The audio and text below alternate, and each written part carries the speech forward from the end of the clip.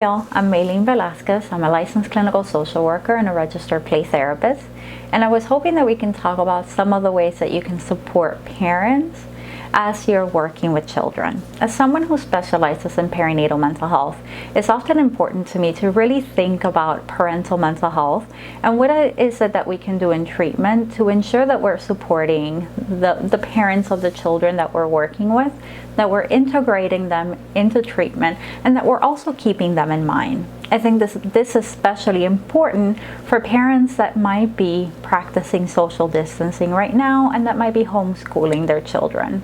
I will encourage you to have a session alone with the parents that you're working with, especially right now if you're doing telehealth with the child. During the session, you really want to assess with the parent, what are the issues that are coming up with the child? What are the stressors that they're experiencing? And then you want to bridge it back to what is it that the parent might be experiencing?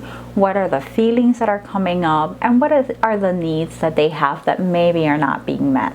You want to keep in mind that when there's high levels of stress that the parent is experiencing, that is linked with a decrease in parental sensitivity and an appropriate responsiveness, and also an increase in frustration in the dyadic relationship and the parent-child relationship. And then you also want to keep in mind that parents are their own beings separate from their children with their own set of desires, of needs, of wants that often go unnoticed, especially when they have young children. The first thing that I like to work on with parents is that I really want to get some feedback as to what it is that they're experiencing, and I want to validate whatever feelings are coming up.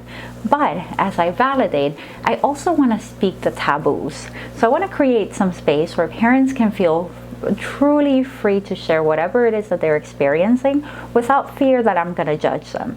And I find that sometimes when we speak those taboos, then it opens the door for them to be able to share truly what it is that they're experiencing. So think about the things that parents are not supposed to say, the things that kind of break that parental rule. I find that in our society we often romanticize parenthood, and in treatment we often forget them. So it's really important to me to ask questions and to say things like, I know that kids can drive parents crazy. I also know that children have the potential to really get the best out of you, but also to get the worst out of you. So let's talk a little bit about what's going on and what you're experiencing and how I can best support you. Once you provide some validation, then I like to work on empowering parents. And the way that I do that is by really working on reflecting back to them the strengths that I heard in the conversation.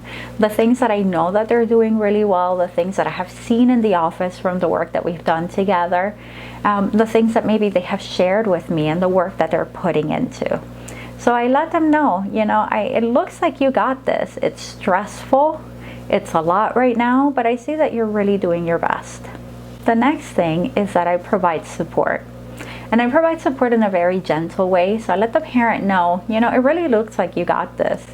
If there's anything that you might need, I'm here to support you. So whether it is talking about some self-care strategies, whether it is talking about things that you can do with the children in the home to strengthen the relationship, or even to bring some calm and peace as everybody's cooped up at home for the time being. Support can look in very different ways. I often like to provide clients with very tangible things that they can apply. So I'm going to talk with parents about grounding strategies if they're starting to notice that they're becoming overwhelmed. I'm going to talk to them about tapping or EFT. I'm going to send them some video. I'm going to talk to them about guided relaxation. And I always find that it's useful that if you're going to send parents a video of something for them to review, that you send them something that's really short. So 5-7 minutes at most, because that's what's going to be realistic for a lot of the people that we're working with. A really big strategy that I often work with a lot of my parents on is mindful self-compassion. So you can direct clients to the work of Dr. Kristine Neff. I'm going to have her information in the description section so that you can have the links. But in her website, she has tons of resources and videos and tools that you can review with parents or that you can also send to them. if I'm noticing as I'm having this conversation with parents that there might be other things going on that need to be addressed, I might send parents a screener.